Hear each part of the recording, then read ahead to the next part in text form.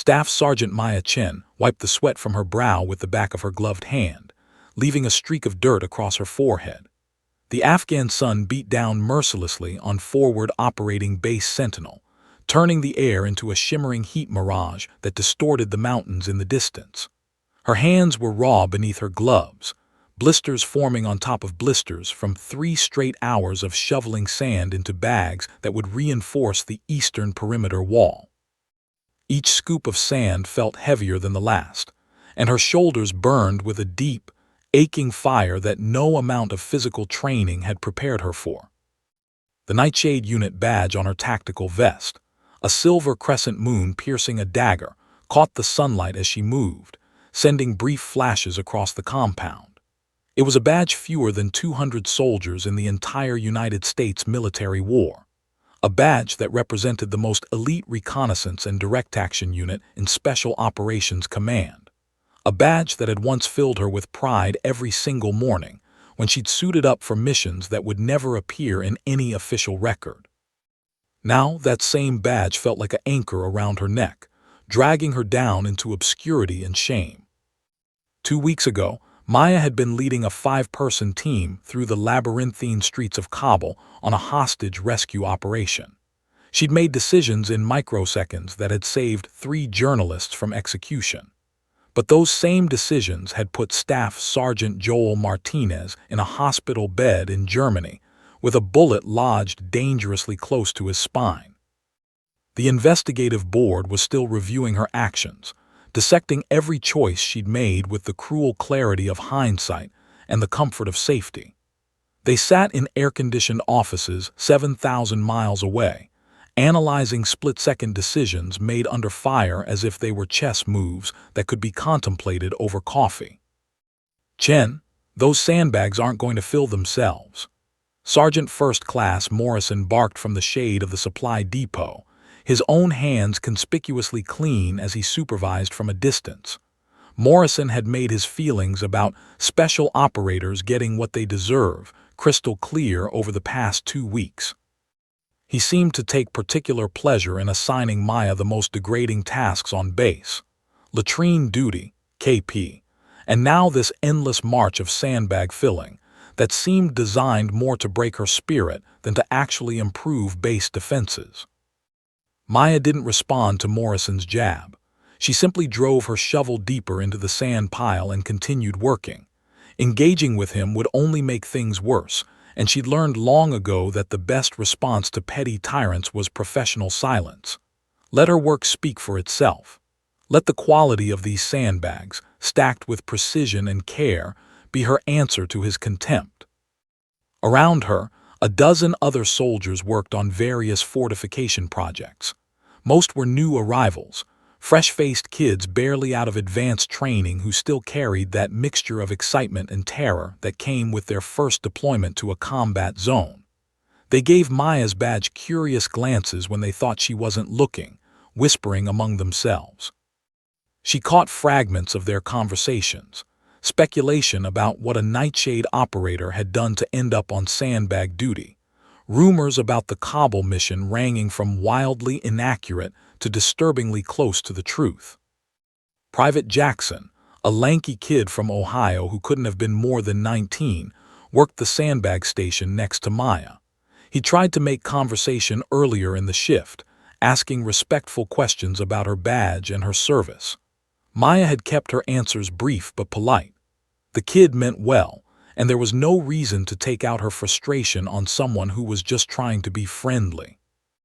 Now he worked in companionable silence beside her, occasionally stealing glances at her technique and trying to match her efficient rhythm. The distant rumble of engines caught Maya's attention first, a sound that had become as familiar as her own heartbeat after multiple deployments. Heavy vehicles, multiple trucks, moving fast but controlled. She glanced toward the main gate without breaking her rhythm, years of situational awareness making the assessment automatic and unconscious. A convoy was approaching, larger than the usual supply runs that came through Sentinel. The base loudspeaker crackled to life. "Attention all personnel, VIP convoy approaching main gate. All non-essential personnel maintain current positions and activities. I repeat, VIP convoy approaching. Maya felt her stomach tighten slightly. VIP could mean anything from a congressional delegation on a fact-finding mission to a general making inspection rounds. Either way, it meant scrutiny, and scrutiny was the last thing she needed right now. She kept her head down and continued working, focusing on the simple, meditative rhythm of shovel, fill, tie, stack.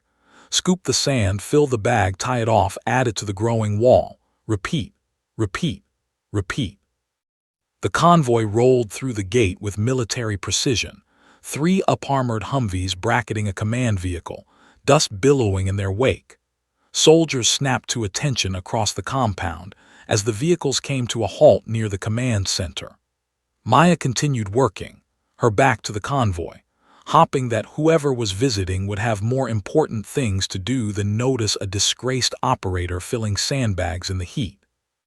She was filling her 100th sandbag of the day when she heard Morrison's voice change, the lazy contempt replaced by something sharp and nervous. "Attention! Officer on deck!"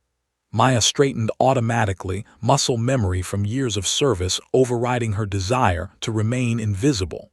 She turned, coming to attention with the other soldiers, her eyes fixed on the middle distance in proper military bearing. General Harrison stepped from the command vehicle, and Maya's heart skipped a beat. She'd never met the man, but everyone in special operations knew his reputation. 4 stars. 30 years of service spanning every major conflict since Desert Storm. A legend who'd come up through special forces before rising to his current position as commander of all special operations forces in theater. He was a soldier's soldier, known for personally visiting forward operating bases, and for having an almost supernatural ability to assess situations and personnel. The general's eyes swept across the compound with the methodical precision of a man who missed absolutely nothing. His weathered face, creased by decades of sun and command decisions, remained impassive as he took in the fortifications, the soldiers, the overall readiness posture of the base. His aide, a crisp lieutenant colonel, hovered at his shoulder with a tablet, presumably ready to brief him on inspection schedules and facility tour. Maya kept her eyes forward, barely breathing, praying to become invisible among the dozen soldiers standing at attention. She was just another body in uniform, just another soldier doing her job. There was no reason for a 4-star general to notice. General Harrison's gaze locked onto her vest, onto the badge. His eyes narrowed slightly, and Maya watched with sinking dread as his trajectory across the compound altered. He was walking toward her, directly toward her. The lieutenant colonel tried subtly to redirect him toward the command center, gesturing toward the building where the base commander undoubtedly waited with prepared briefings and PowerPoint presentations. Harrison ignored him completely. The general stopped 3 feet in front of Maya, his eyes moving from the Nightshade badge to her face. Up close, he was shorter than she'd expected, maybe 5'10", but he radiated an intensity that made him seem much larger. His eyes were gray-blue, sharp as surgical steel, missing nothing. Maya could feel him assessing her, the condition of her uniform, the quality of her posture, the barely healed scar above her left eyebrow from Kabul, the raw state of her hands, the wall of precisely stacked sandbags behind her. "Staff Sergeant," his voice cut through the desert heat like a blade, quiet but carrying absolute authority. "Your name?" Maya's throat went dry, but her voice came out steady, years of training overriding her nervousness. "Chen, sir. Staff Sergeant Maya Chen, Nightshade Unit." Something flickered in Harrison's eyes, recognition, perhaps, or calculation. The silence stretched for 3 heartbeats. 4. Morrison shifted nervously in the background, suddenly very interested in the quality of his own work. "I knew Captain Rebecca Torres," Harrison said quietly, and Maya felt the words hit her like a physical blow. "Your team leader, before Kabul." Torres. Captain Rebecca Torres, who trained Maya personally, who'd been the finest operator and leader Maya had ever served under. Torres, who died in the same mission that had put Martinez in the hospital and Maya on sandbag duty. Torres, whose last words had been commending Maya's actions to command, a testimony that the investigative board seemed determined to ignore. Maya's vision blurred slightly, but she blinked hard, maintaining her composure.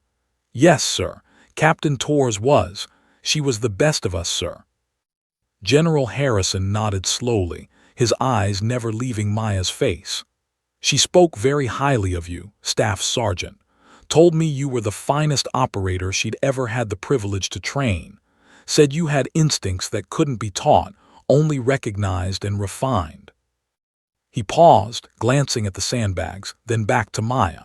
When he spoke again, his voice carried a question that held layers of meaning. "So tell me, Staff Sergeant Chen, why exactly are you filling sandbags?" General Harrison stood motionless, waiting for Maya's answer with the patience of a man who had interrogated enemy commanders and debriefed presidents. The question hung in the scorching air between them like a live grenade. Maya's mind raced through possible responses, each one feeling inadequate or insubordinate.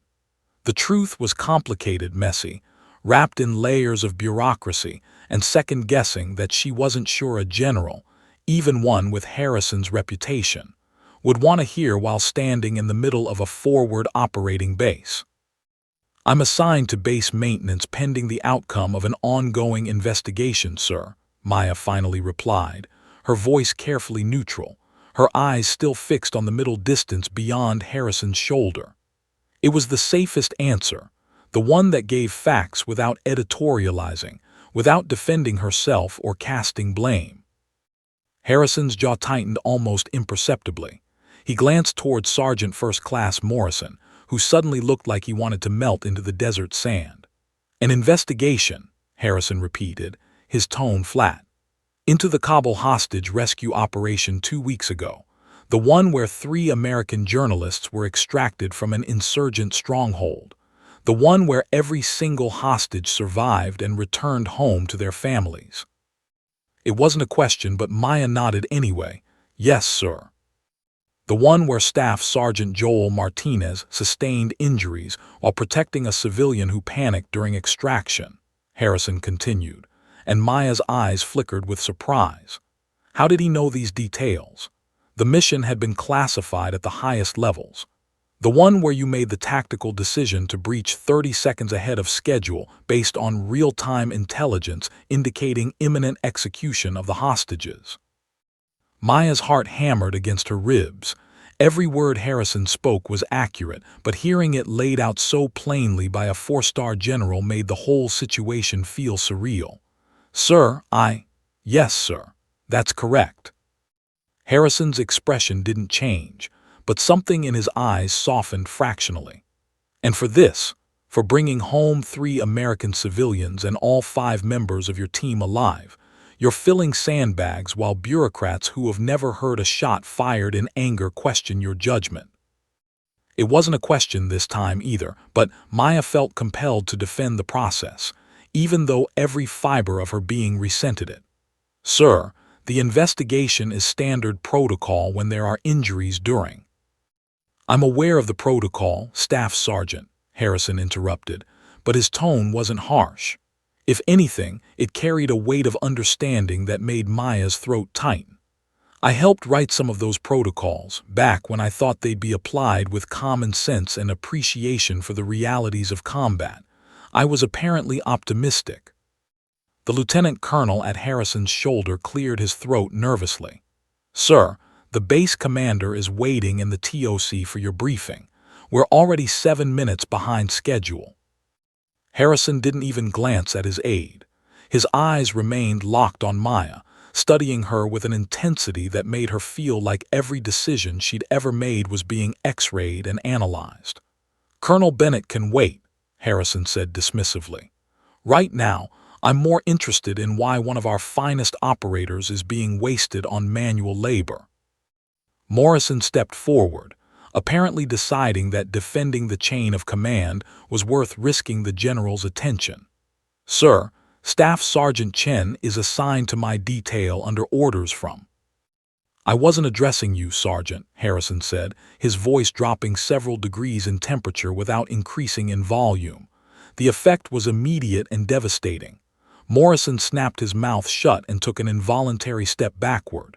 Harrison still hadn't looked at him. "Staff Sergeant Chen, you and I are going to have a conversation. Somewhere with air conditioning and privacy. That's not a request." Maya's pulse quickened. A private conversation with a four-star general could go in countless directions, none of which she could predict. "Yes, sir. Of course, sir." Harrison finally turned to his aide. "Colonel, inform the base commander that I'll be delayed by 15 minutes. Staff Sergeant Chen will be accompanying me to the command center." He glanced back at Morrison with an expression that could freeze plasma. "And find out who issued the orders placing a Nightshade operator on sandbag duty. I want a name and the rationale in writing on my desk within the hour." "Sir, I believe that was Lieutenant Colonel Hendricks, the XO, acting on recommendations from the investigating," the aide began. "Then get me Hendricks," Harrison interrupted, "and tell him to bring the investigation file, all of it." Maya felt a flutter of something she hadn't experienced in 2 weeks, hope, but she immediately suppressed it. Hope was dangerous. Hope led to disappointment. She'd learned that lesson thoroughly over the past 14 days of degrading assignments and pitying looks from other soldiers. Whatever Harrison wanted to discuss, she needed to approach it with realistic expectations and professional detachment.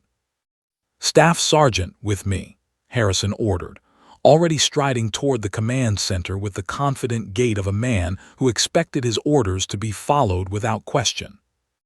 Maya fell into step behind him, acutely aware of the stares from every soldier in the compound. Private Jackson's eyes were wide as saucers. Morrison looked like he'd swallowed something toxic. The other soldiers on sandbag duty had stopped working entirely, watching this unprecedented scene unfold. A four-star general didn't personally pull enlisted soldiers off work details for private conversations. This kind of direct intervention bypassed at least 7 layers of military hierarchy and protocol. As they walked, Harrison spoke without looking back at her. "Captain Torres contacted me 3 days before Kabul. Did you know that?" Maya's steps faltered slightly before she caught herself. "No, sir, I wasn't aware." "She wanted my advice on a tactical problem," Harrison continued, his pace never slowing as they approached the command center. "A theoretical scenario involving hostages held in a fortified position with limited intelligence and a ticking clock. She didn't tell me it was an actual mission, operational security and all that, but I knew Rebecca well enough to read between the lines." They reached the command center entrance, where 2 guards snapped to attention. Harrison returned their salutes absently and pulled open the door, gesturing for Maya to enter first. The blast of air conditioning hit her like a physical force after hours in the desert heat. The interior of the command center was dim and cool, filled with computer terminals, radio equipment, and detailed maps of the surrounding territory. "Conference Room 2, Harrison directed, pointing down a narrow corridor. "The small one. Make sure we're not disturbed," he added to his aide, who nodded and peeled off toward the Tactical Operations Center where the base commander waited. Maya entered the conference room, a cramped space with a battered table, 6 chairs, and a whiteboard covered in logistics notes from some previous meeting. Harrison closed the door behind them and gestured for her to sit. She did, her mind still reeling from the rapid sequence of events. 20 minutes ago, she'd been anonymously filling sandbags. Now she was alone in a room with one of the most powerful military commanders in theater. Harrison remained standing, his hands clasped behind his back, his eyes distant as if he were looking at something far beyond the conference room walls. When he finally spoke, his voice was quieter than before, almost contemplative. "I told Captain Torres that if her theoretical scenario was real, the breach timing would depend entirely on the ground commander's assessment of threat evolution.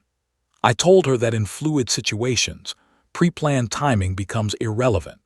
The commander on scene has information that no one else possesses: the sound of voices, the body language of hostiles, the 1,000 micro-indicators that can't be communicated through radio or included in intelligence briefings. He turned to face Maya directly, and she saw something in his expression that shocked her: not judgment, not skepticism, but recognition. The look of one combat leader acknowledging another. I told her that the best operators trust their instincts, make the call, and live with the consequences, good or bad, because hesitation kills more people than bold action ever has. Harrison pulled out a chair and sat down across from Maya, his weathered hands folding on the table between them. So now I'm going to ask you a question, Staff Sergeant Chen, and I want you to answer it honestly, not politically. Not as someone trying to navigate an investigation, but as an operator telling another operator the truth.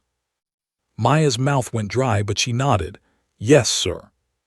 Harrison leaned forward slightly, his gray-blue eyes boring into hers.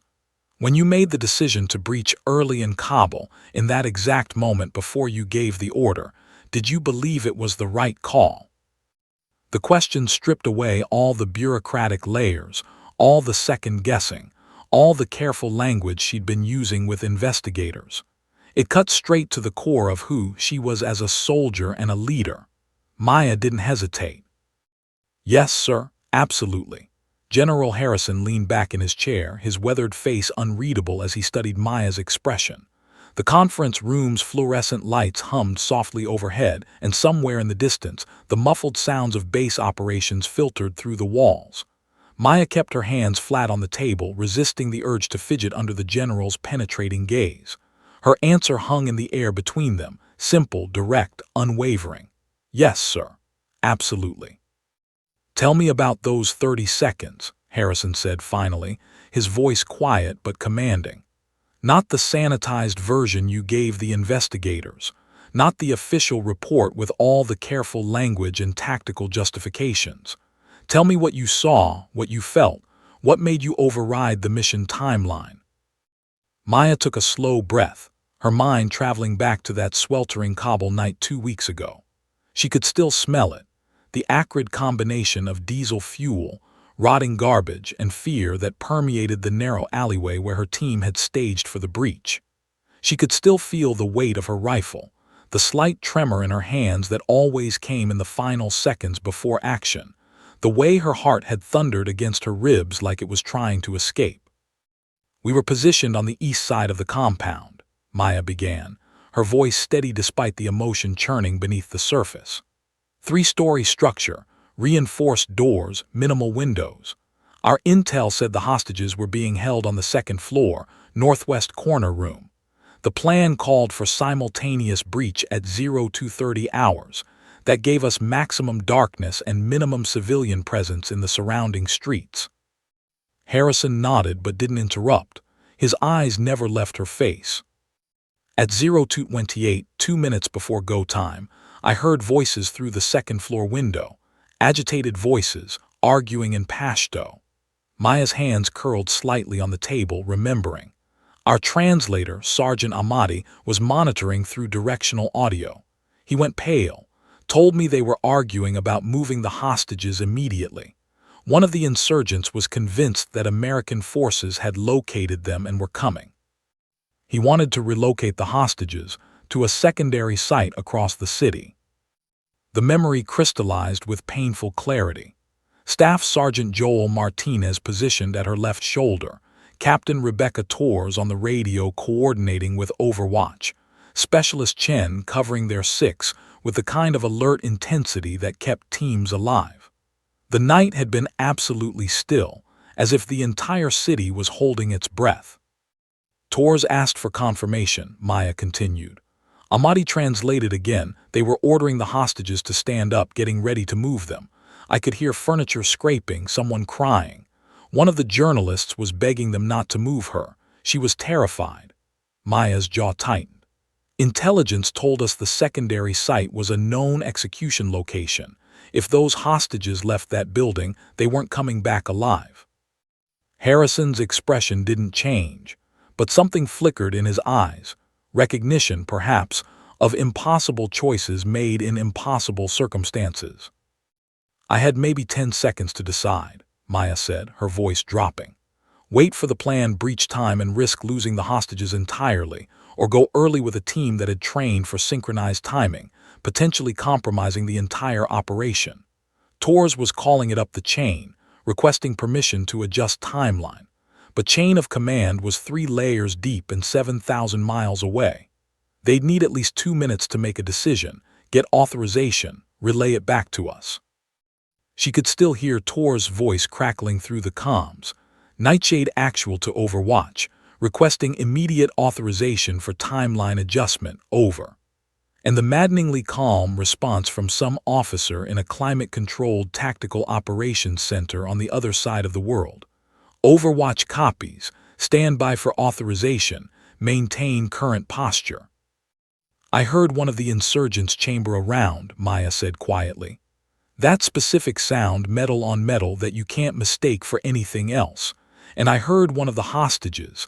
Later I learned it was Jennifer Hartley, the Reuters correspondent. I heard her scream. Not words, just pure terror. Maya's hands were trembling slightly now, but she didn't try to hide it. This was the truth Harrison had asked for, unvarnished and raw. I looked at Torres. She was still on the radio, still trying to get authorization from people who were studying satellite feeds and operational protocols instead of listening to a woman scream for her life. And Torres looked back at me with this expression I'll never forget. She didn't say anything, didn't give me an order. She just nodded, the smallest movement of her head. Permission, trust. Whatever happened next, she was backing my call. Harrison's fingers drummed once on the table, a brief staccato that broke the tension momentarily. And Martinez. Joel didn't hesitate, Maya said, and despite everything, a small smile touched her lips. I signaled the new timing, immediate breach, 15 seconds. He checked his weapon, looked at me and said, about damn time. Let's go get our people. That's the kind of soldier Joel Martinez is, sir. That's the kind of team Torres built.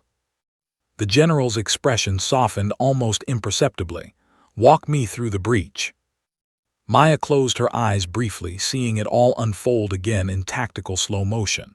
Ochoa blew the door at 0229. Perfect charge, clean entry. We went in fast, standard room clearing exactly as trained. First floor was clear, minimal resistance. 2 hostiles neutralized in the stairwell. We reached the second floor and I could hear the chaos in the northwest room. They knew we were coming. Her breathing quickened slightly, adrenaline bleeding through even in memory. Torres took point with me. We breached the door and the scene was exactly what I'd feared. 3 hostages on their knees, 4 insurgents, 2 with weapons already raised. The hostages were zip-tied, blindfolded. Jennifer Hartley had a gun literally pressed against the back of her head. Time slowed down the way it always does in those moments. I acquired the target threatening Hartley. Torres took the one on the left. Martinez came through behind us, providing cover. The hostages were screaming, the insurgents were screaming. Everything was chaos and noise and movement. Maya opened her eyes, meeting Harrison's gaze directly. We neutralized all 4 threats in under 3 seconds. The hostages were terrified but unharmed. We started extraction procedures, cutting zip ties, removing blindfolds, doing rapid medical assessments. That's when everything went wrong. Harrison leaned forward, the 4th hostile. Yes, sir, Maya confirmed, her voice tight. Intelligence said 4 insurgents total in the compound. There were 5. The 5th was in the adjacent room, heard the breach, and came through the connecting door while we were focused on securing the hostages. He opened fire on full automatic from maybe 15 feet away. The sound of that AK-47 still haunted Maya's dreams, the distinctive crack of rounds ripping through confined space, the impact of bullets hitting concrete walls and wooden furniture, the wet sound of one finding flesh. Martinez saw him first, Maya said, her voice barely above a whisper now. Jennifer Hartley had frozen, just completely locked up in shock. She was standing directly in the line of fire, not moving, not responding to commands. Joel didn't think. He just moved, threw himself between her and the shooter, took 3 rounds, shoulder, ribs, and one that came so close to his spine that the surgeons in Germany said another millimeter and he'd have been paralyzed. Tears threatened at the corners of Maya's eyes, but she blinked them back furiously. Tors neutralized the 5th hostile. I got Hartley moving. We completed extraction with Martinez on a stretcher, bleeding badly but conscious. He was making jokes, sir, apologizing for messing up his uniform. That's the kind of man we left behind in that hospital bed. Harrison was quiet for a long moment, absorbing the story. When he spoke, his voice carried a depth of understanding that only came from personal experience with the same impossible choices. And Captain Tors. Maya's composure finally cracked just slightly. We were 3 blocks from extraction when the IED hit our vehicle. Buried explosive, probably meant for a different target, but we drove right over it. Tors was in the front passenger seat. She died before we could get her to medical support. The hostages all survived without serious injury. Martinez survived. Our team survived. But Tors. She couldn't finish the sentence. Didn't need to. Harrison nodded slowly, his expression grave. The investigation board, Maya said, anger creeping into her voice now.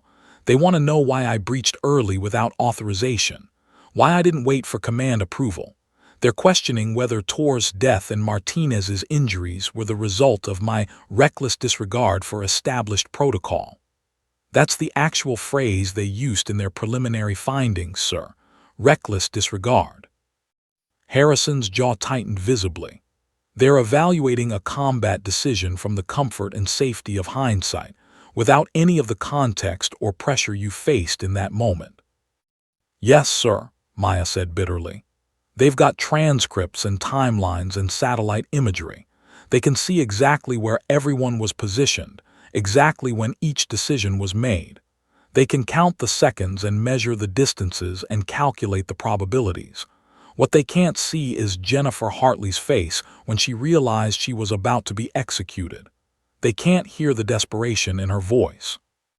They can't feel the certainty I had that, if we waited even 30 more seconds, those hostages would have been dead or gone. Harrison stood abruptly, walking to the whiteboard and staring at the logistical notes there without really seeing them. His shoulders were rigid with tension. When he turned back to face Maya, his expression had hardened into something resolute and decisive. Staff Sergeant Chen, I'm going to ask you one more question, and I need you to think carefully before you answer, Harrison said, his voice carrying the weight of command decisions that had shaped careers and operations. If you were in that exact situation again, with the exact same intelligence and the exact same timeline and the exact same risks, knowing everything that happened afterward, Tors' death, Martinez's injuries, the investigation, all of it, would you make the same call? Maya didn't hesitate, not even for a heartbeat. Yes, sir, every single time. 3 people are alive because we breached when we did. That's what matters. General Harrison smiled for the first time since entering the room. It was a hard smile, warrior smile, the expression of a man who recognized kindred spirit forged in the same fires. Good. That's exactly what I needed to hear. Because, Staff Sergeant, I didn't come to FOB Sentinel for a routine inspection. General Harrison moved to the conference room door, locked it with a decisive click, and returned to the table. The sound of that lock engaging sent a clear message. Whatever was about to be discussed was not for casual interruption or unauthorized ears. Maya straightened in her chair, her exhaustion from hours of sandbag duty suddenly forgotten, replaced by a sharp alertness that came from years of special operations training. What I'm about to tell you is classified at the highest levels, Harrison began, pulling a slim folder from inside his jacket. He placed it on the table between them, his hand resting on top as if weighing whether to continue. Under normal circumstances, an operator under active investigation wouldn't be read into an operation like this. But circumstances are anything but normal, and I didn't build a 30-year career by letting bureaucracy override tactical necessity. Maya's pulse quickened. She could see the tension in Harrison's shoulders, the way his jaw worked as he calculated risks and made real-time decisions about trust and capability. This was a commander preparing to roll the dice, and somehow Maya had become part of the equation.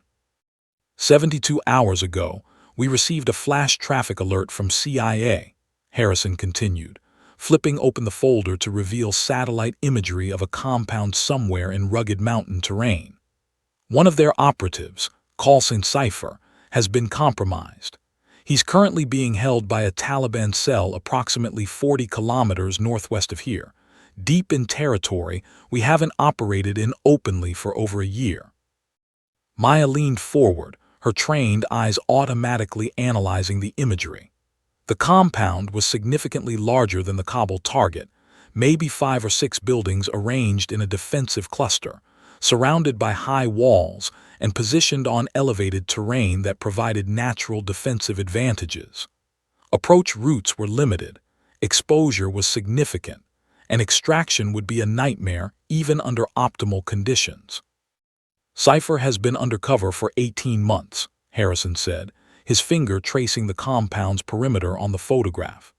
Deep cover, embedded with a network that's been feeding us intelligence on weapons trafficking, planned attacks, and Taliban command structure.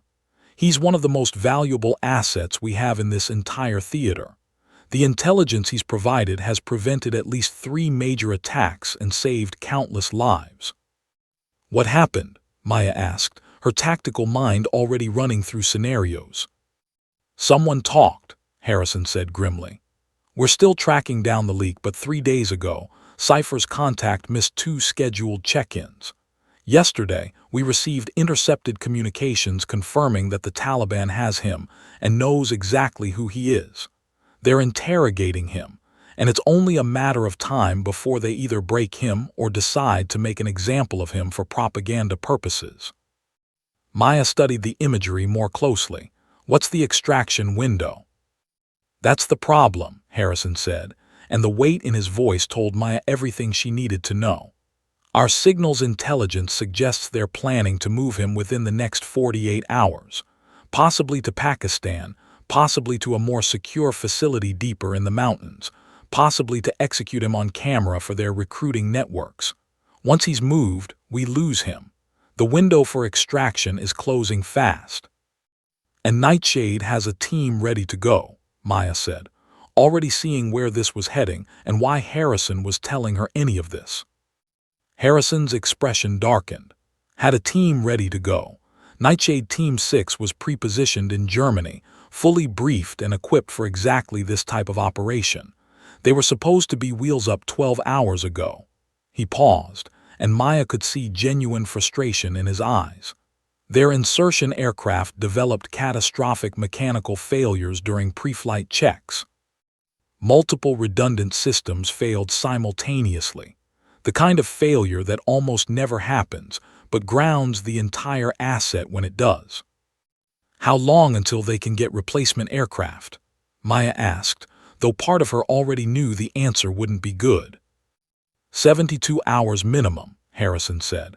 They're working to expedite, pulling strings, calling in favors, but the reality is that specialized aircraft with the necessary stealth capabilities and range aren't just sitting around waiting for missions. By the time Nightshade Team 6 gets here, Cypher will be long gone or dead. The pieces were falling into place in Maya's mind, and what they were forming made her breath catch. Sir, you can't be suggesting. I'm not suggesting anything yet, Harrison interrupted, but his eyes told a different story. I'm presenting you with a tactical problem, Staff Sergeant. We have an asset who will die or disappear within 48 hours. We have a specialized team that won't arrive in time. And we have a forward operating base full of capable soldiers who weren't trained for this type of operation, but who are all we have in the required time frame. Maya stared at the satellite imagery, her mind already running calculations. Personnel assessment, training timelines, equipment availability, approach vectors, extraction protocols. It was an insane proposition. Nightshade teams train for months or years to execute operations like this with precision and minimal casualties. The idea of putting together an ad hoc team from regular infantry and support personnel, giving them less than 2 days to prepare, and sending them into hostile territory against a hardened target was tactically unsound at best and suicidal at worst.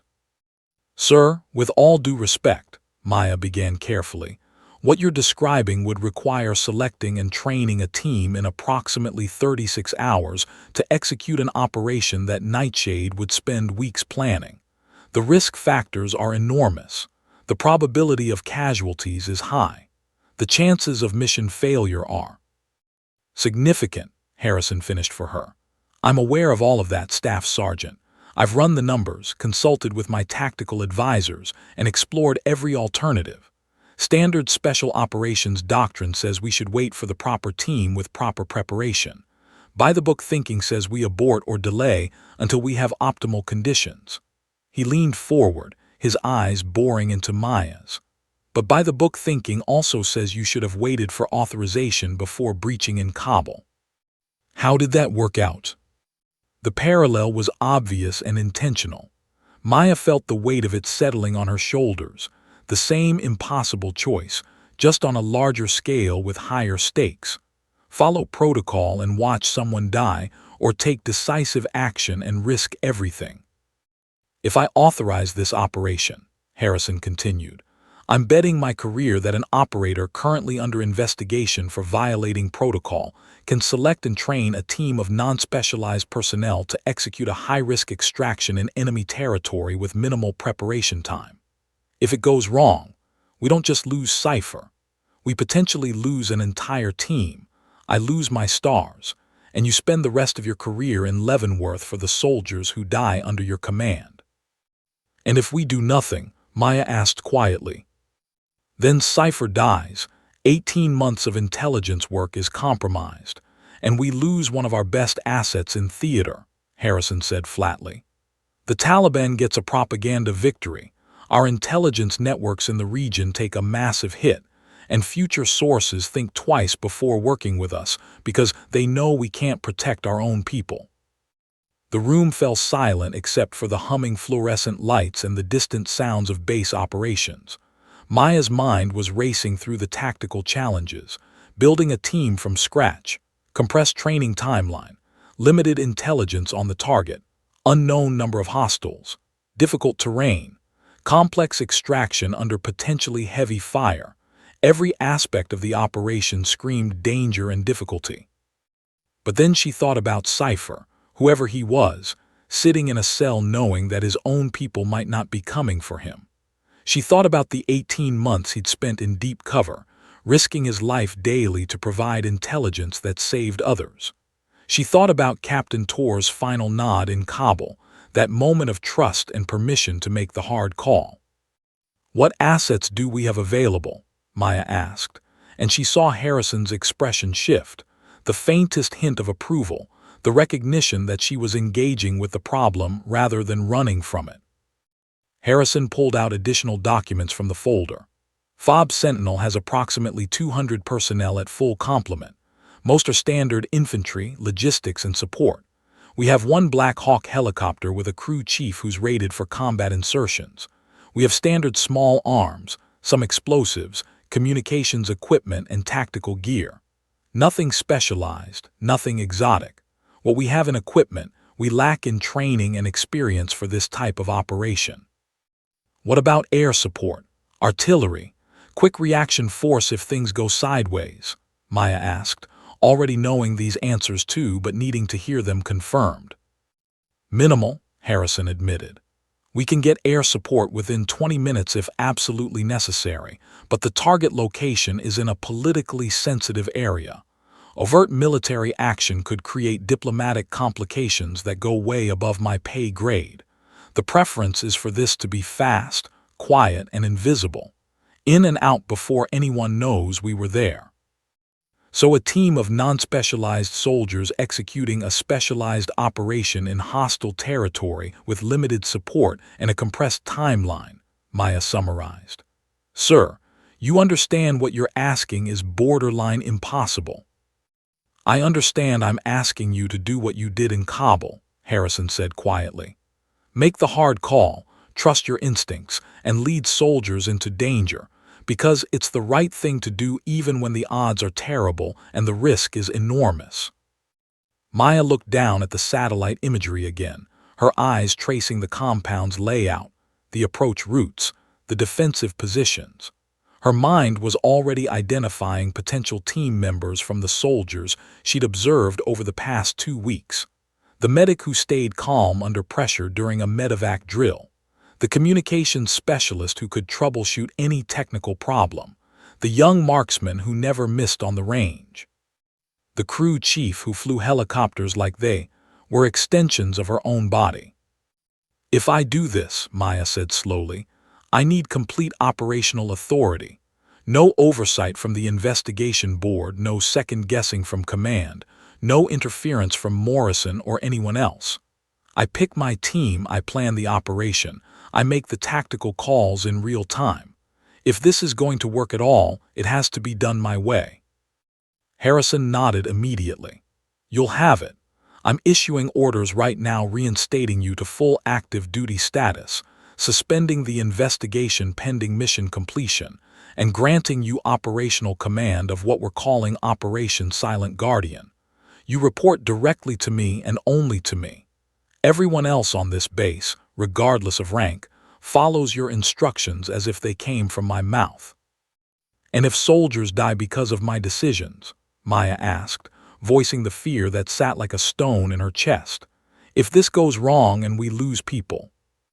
Harrison's expression was grave but unflinching. Then we both live with it, just like you're living with Tor's death and Martinez's injuries, just like I'm living with every soldier who died following my orders over 30 years. That's the weight of command, Staff Sergeant. Nobody ever said it would be easy or fair. But someone has to make the call, and right now, that someone is you. Maya took a deep breath, feeling the full magnitude of what she was accepting. 36 hours to build a team. 36 hours to plan an operation that should take weeks. 36 hours to prepare soldiers for something that might kill them all. And at the end of it, one chance to bring home an asset whose intelligence had saved countless lives. She thought about Captain Torres one more time, about that final nod of trust and permission. Torres had believed in her, had trained her, had trusted her to make the hard calls. If Torres were here right now, Maya knew exactly what she'd say. Stop overthinking it, Chen. You know what needs to be done, so do it. Maya looked up at General Harrison, her jaw set with determination. I'll need access to personnel files, equipment manifests, and complete intelligence on the target. I'll need the authority to pull any soldier from any duty assignment. And I'll need everyone to understand that for the next 36 hours, they belong to me completely. Harrison was already pulling out his radio. You'll have everything you need within the hour. Personnel files, intelligence briefings, equipment access, all of it. I'll make the announcement to the base personally. He paused, extending his hand across the table. Good luck, Staff Sergeant Chen. Bring our people home. Maya shook his hand firmly, feeling the weight of command settling onto her shoulders like armor. Yes, sir, we will.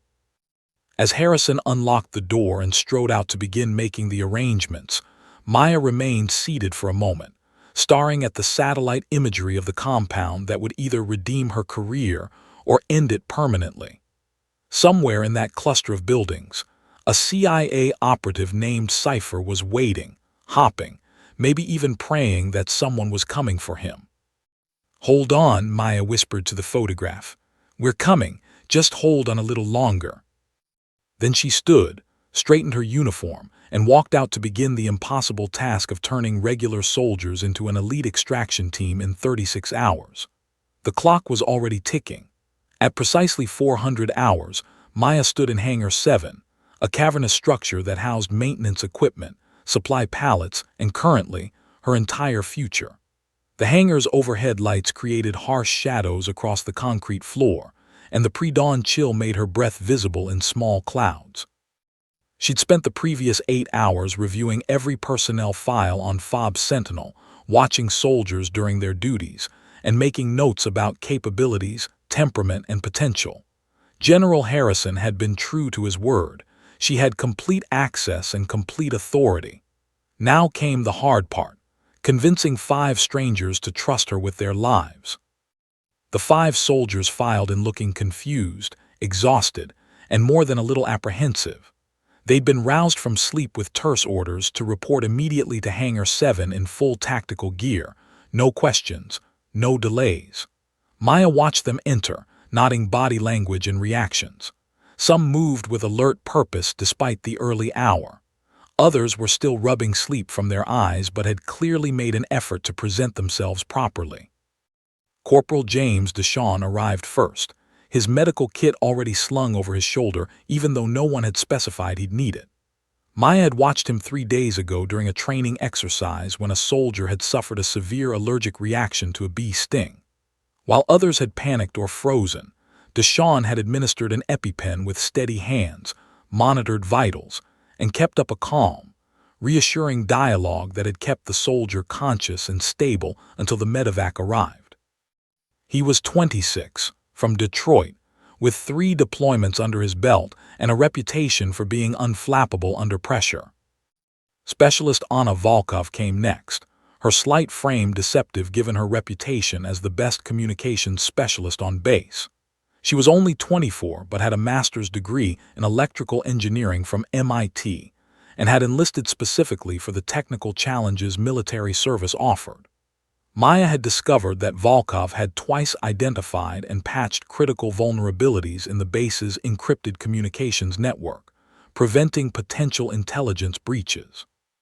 She moved with precise, economical movements, her dark eyes already assessing the hangar and the other personnel with analytical intensity.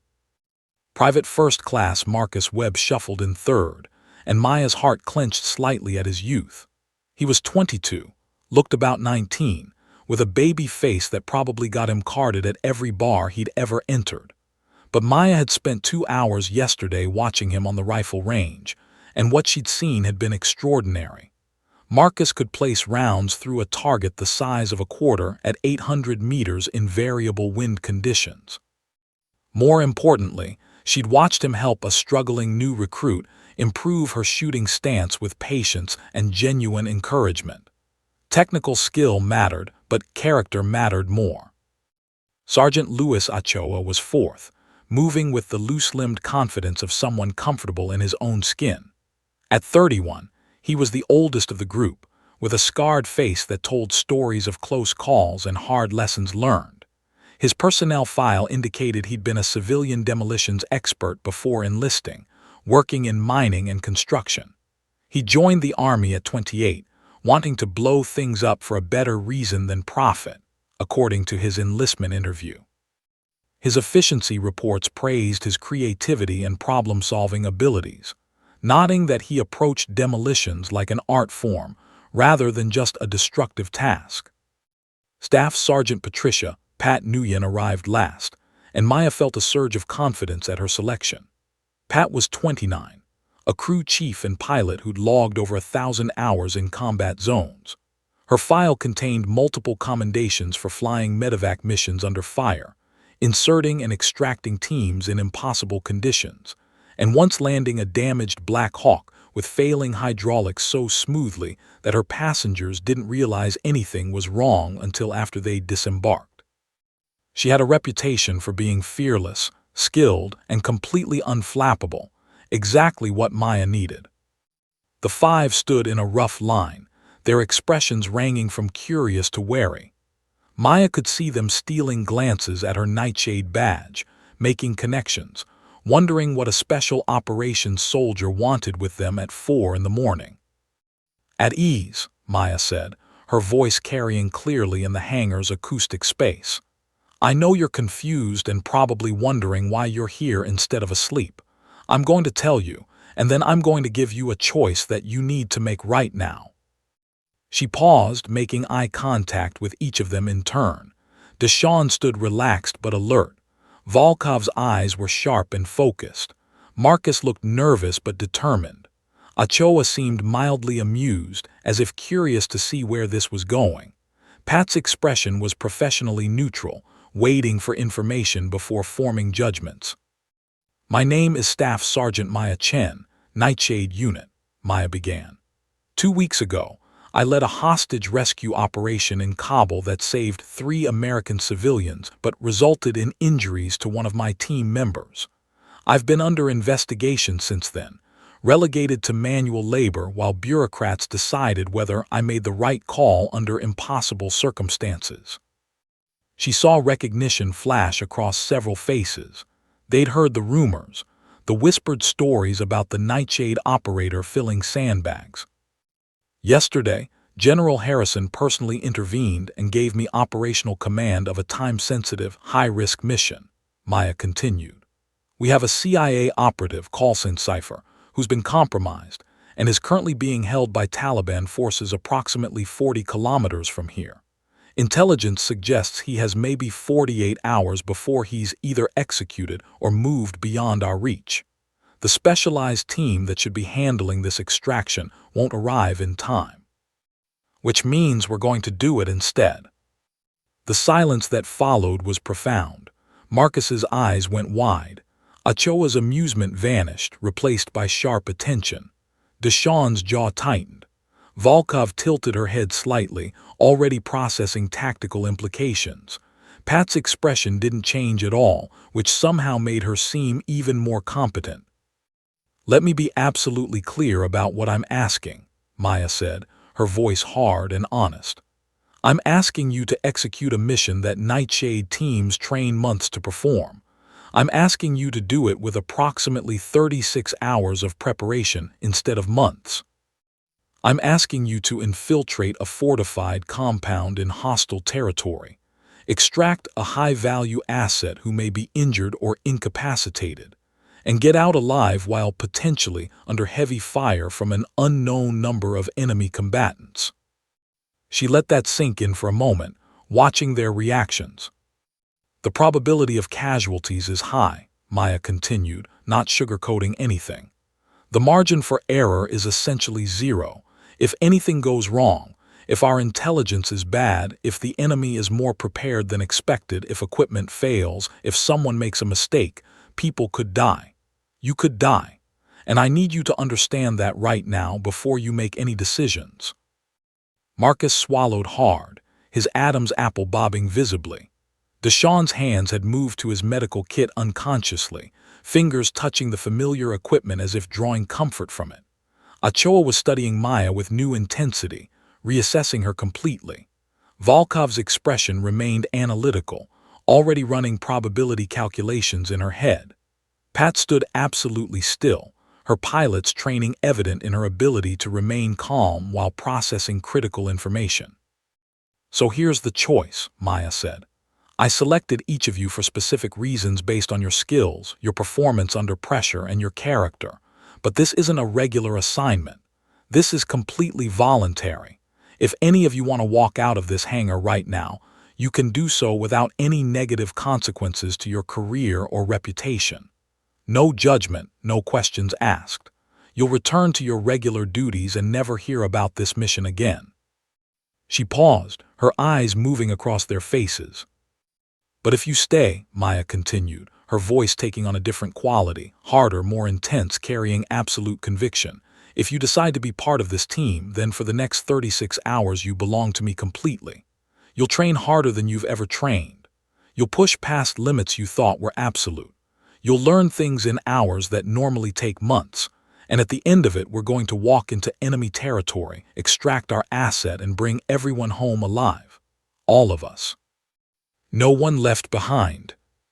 The hangar fell silent again. Maya could hear the distant sound of the base waking up, vehicles starting, generators humming, the muffled voices of soldiers beginning their day. But in Hangar 7, 5 soldiers stood frozen, each wrestling with a decision that would define them. "I need to know right now," Maya said, "who's in." For a long moment, nobody moved. Maya could see the fear in Marcus's eyes, the calculation in Volkov's expression, the weight of consideration on Deshawn's face. Her heart hammered against her ribs, wondering if she'd miscalculated, if the magnitude of what she was asking was too much, if they'd all walk out and leave her standing alone in this hangar with an impossible mission and no team. Then Staff Sergeant Pat Nguyen took one step forward. "I'm in," she said simply, her voice carrying the flat certainty of someone stating an obvious fact. "You need someone to fly you in and out of hell, I'm your pilot." Sergeant Louis Ochoa followed immediately, a slight smile crossing his scarred face. "Been blowing things up for boring reasons too long anyway. Might as well make it count, I'm in." Corporal James Deshawn was next, his hand still touching his medical kit. "Someone's got to keep you crazy people alive, I'm in." Specialist Anna Volkov adjusted her glasses, her analytical expression shifting into something that might have been excitement. "The tactical communication challenges alone make this fascinating.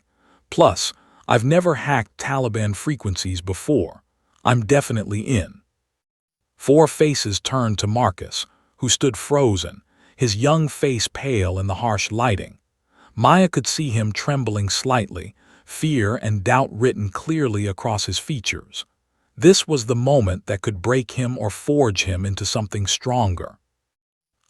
Marcus started, his voice cracking slightly. He cleared his throat and tried again. "I'm 22 years old. I've never been in actual combat beyond convoy security. I'm probably the least qualified person here for something like this." "You're right," Maya said, not unkindly.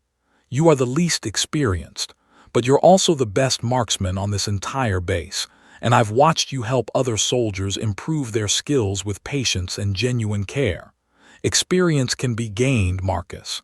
Natural ability and good character can't be taught."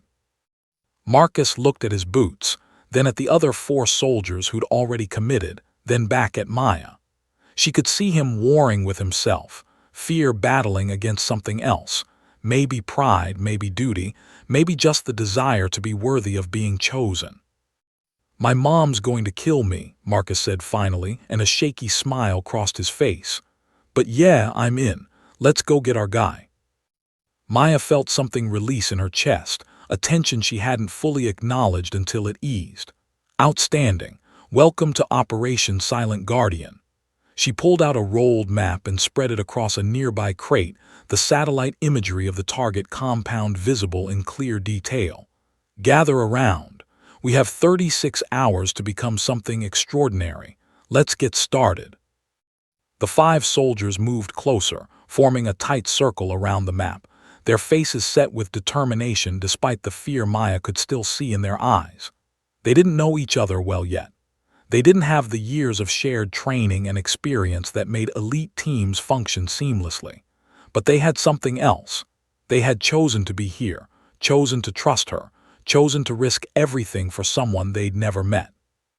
"First thing you need to understand," Maya said, her finger tracing the compound's perimeter on the map, "is that we're not trying to be Nightshade.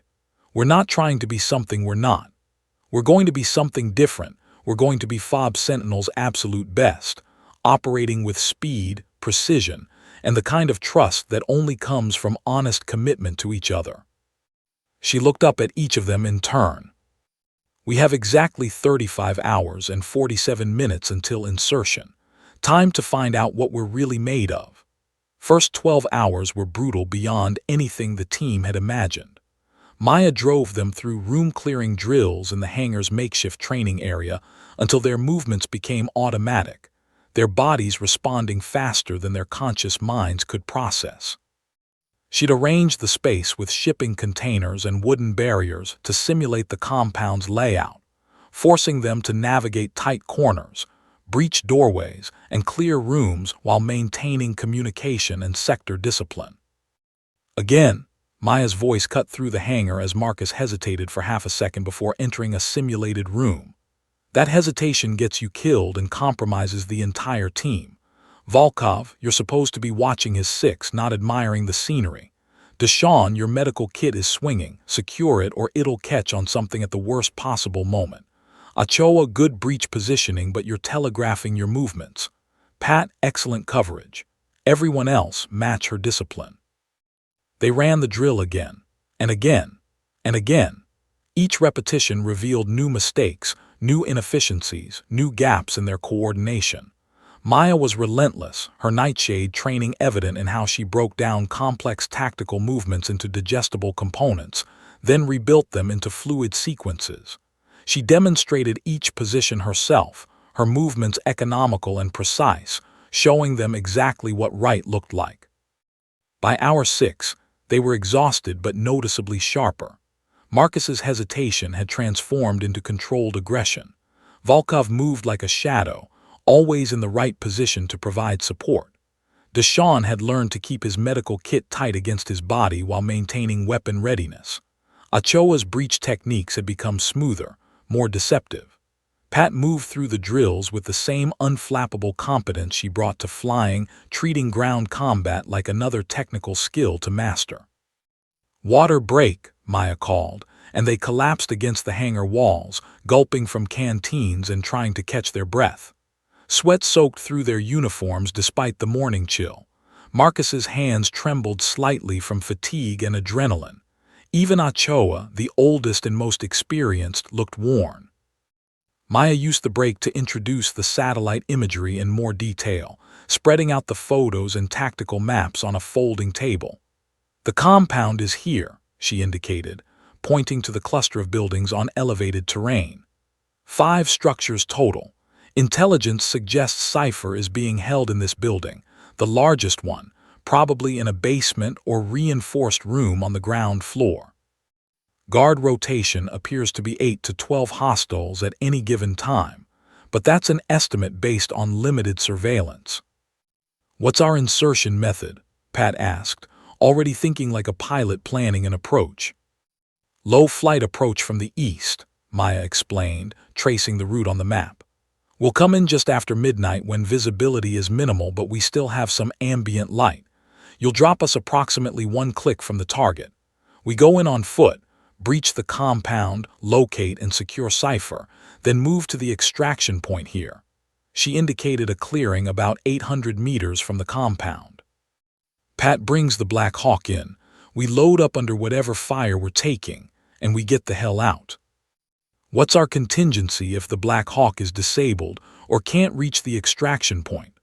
Volkov asked, her analytical mind already identifying potential failure points. "Then we go to ground and fight our way to secondary extraction here," Maya pointed to an alternate location. "But that's a last resort. The goal is fast in, fast out, minimal engagement. We're not trying to win a battle, we're trying to ghost in, grab our asset and disappear before they fully understand what's happening." The afternoon transitioned into intensive weapons training. Marcus, despite his youth, became their unofficial marksmanship instructor, sharing techniques with a patience that surprised everyone. He worked with Ochoa on long-range shooting principles, helped Deshawn improve his trigger discipline, and even gave Volkov pointers on compensating for her slight frame's recoil management. "The key is breathing," Marcus explained, his earlier nervousness replaced by quiet confidence when discussing his area of expertise. "You want to fire between heartbeats in that natural pause. Your body wants to help you, you just have to let it." Maya watched this transformation with satisfaction. She'd known Marcus had the technical skills, but seeing him find his voice and contribute his knowledge was exactly what the team needed. Everyone had to feel valuable, had to understand their role was essential. Ochoa spent 2 hours with Maya planning breach charges and contingency demolitions. His experience showed as he calculated precise explosive loads, discussing fail-safes and redundancies, with the casual competence of someone who'd spent years making things explode safely and effectively. "The main door here is reinforced," Ochoa said, studying the intelligence photos. "But these hinges are external mount, probably Soviet-era installation. I can take them out with shaped charges, cleaner, quieter, and faster than trying to blow through the actual door. We breach in 3 seconds instead of 10. "What if the charges fail?" Maya asked, testing his preparation. Backup mechanical breach tools, Ochoa replied immediately. Halligan bar and sledgehammer. Slower, louder, but reliable. And if that fails, we have det cord for the wall adjacent to the door. Multiple options, multiple paths to success. As evening fell, they transitioned to communications protocols. Volkov took the lead, her technical expertise evident as she explained frequencies, encryption methods, and the portable jamming equipment she'd be carrying. I can disrupt their communications within a 300-meter radius, Volkov explained, her fingers dancing across the equipment interface. But it's not selective. We'll also be operating under comms blackout except for our encrypted frequency. That means perfect discipline. We talk only when necessary, keep transmissions brief, and trust our pre-established signals. She spent an hour drilling them on hand signals until they could communicate complex tactical information silently. Stack up, breach ready, enemy contact, hold position, move forward, casualty, extraction needed. Each signal had to be instantly recognizable even in darkness and chaos. Deshawn worked with each team member individually, teaching them basic combat medicine that went beyond their standard training. I can't be everywhere at once, he explained while showing Marcus how to pack a wound. If someone gets hit, the closest person needs to provide immediate care until I can get there. These first 60 seconds often determine if someone lives or dies. He was methodical and patient, teaching them to recognize arterial bleeding versus venous, how to apply tourniquets properly, how to maintain airways, how to treat for shock. His hands were steady and sure, and his calm demeanor made even the most disturbing scenarios seem manageable. By 2200 hours, they'd been training for 18 consecutive hours. Every member of the team was operating on fumes, pushed far beyond normal endurance. Maya called a halt and ordered them to eat and get 4 hours of mandatory sleep. They protested weakly but complied, too exhausted to truly argue. Maya stayed awake, reviewing intelligence updates and refining the operational plan. General Harrison visited briefly, observing from the hangar entrance without interrupting. When Maya noticed him, he simply nodded once, a gesture of support and confidence that meant more than words could convey. At 200 hours, Maya woke them for the second day of training. They assembled with visible reluctance, bodies protesting the brief rest period that had somehow made them feel worse rather than better. But Maya noticed something different in their eyes now, less fear, more determination. They'd survived day one. They were beginning to believe they might actually be capable of this. Yesterday was about individual skills, Maya announced as they gathered in the hangar. Today is about becoming a team. Today we learn to trust each other with our lives. The second day's training intensified focus on coordination and trust building. Maya ran them through scenarios where each person had to depend completely on their teammates, blindfolded navigation drills where they had to trust verbal guidance, wounded soldier carries where they had to trust someone else's strength, and complex tactical problems where success required perfect synchronization. During one drill, Marcus froze when simulating providing cover fire for Deshawn's approach to a casualty. The fear that had plagued him initially resurfaced, manifesting as paralysis at a critical moment. "I can't," Marcus gasped, lowering his weapon. "What if I mess up? What if I freeze in the real thing and someone dies because of me?" The team stopped, gathering around him. Maya watched carefully, ready to intervene, but hoping they'd find their own way through this moment. It was Pat who spoke first. "You know what my instructor told me when I first started flying," Pat said quietly. "He said fear doesn't make you weak, it makes you human. The question isn't whether you're scared. The question is whether you'll act anyway." "I'm terrified too," Deshawn admitted, his voice steady despite the admission. "Every time we run these drills, I'm thinking about what happens if I can't save someone, if my skills aren't enough, if I freeze when it matters most." "We're all scared," Volkov added, her analytical facade cracking slightly. I've been running probability calculations in my head for 24 hours straight. The odds aren't good. We all know that. Ochoa moved closer to Marcus, his scarred face serious. You want to know a secret, kid? I've been doing this kind of work for over a decade, and I'm still scared every single time. Fear isn't the enemy. Letting fear control you is the enemy. Maya decided it was time to share something she'd been carrying since Kabul.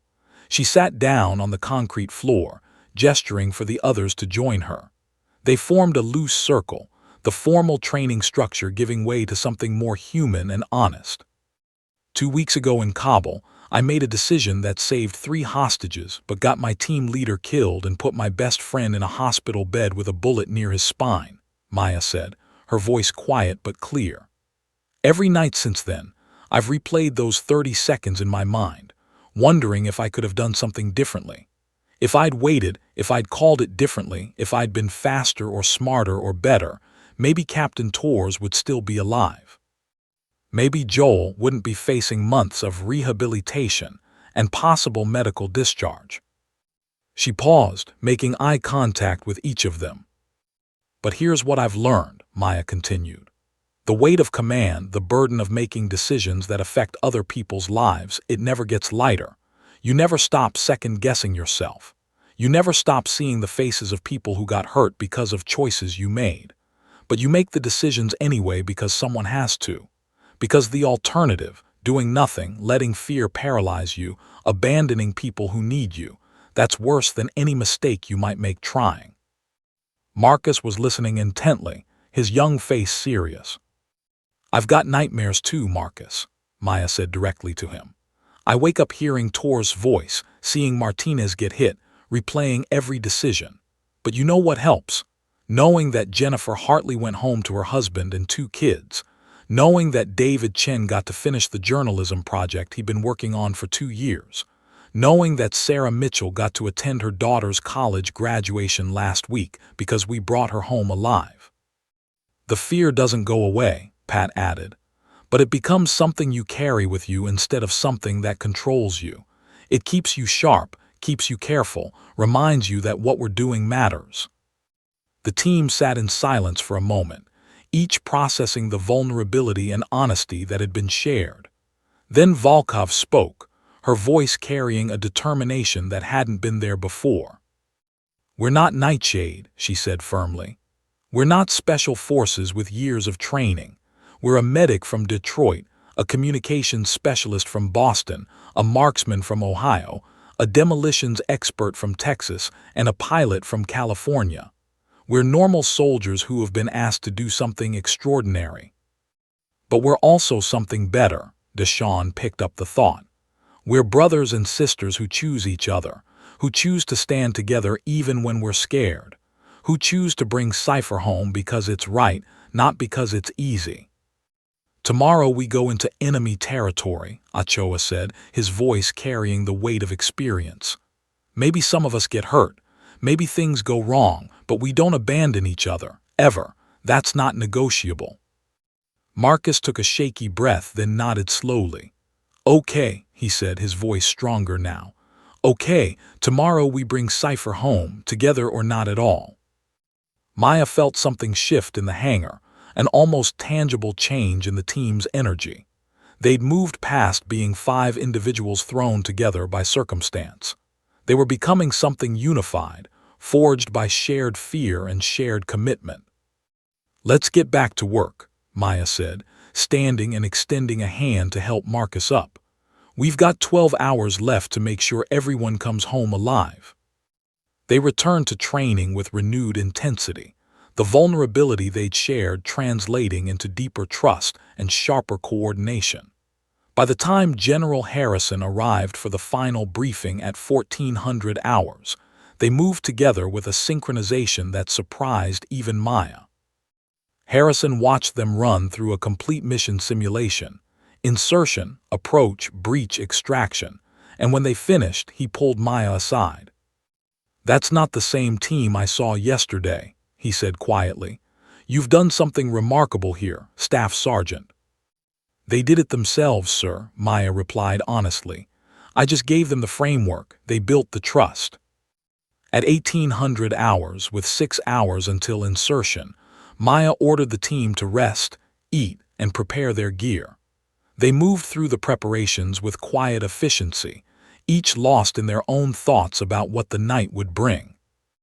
As darkness fell over Fob Sentinel, 6 soldiers prepared to attempt the impossible. They were scared. They were undertrained. They were facing overwhelming odds. But they had chosen each other. And sometimes that made all the difference.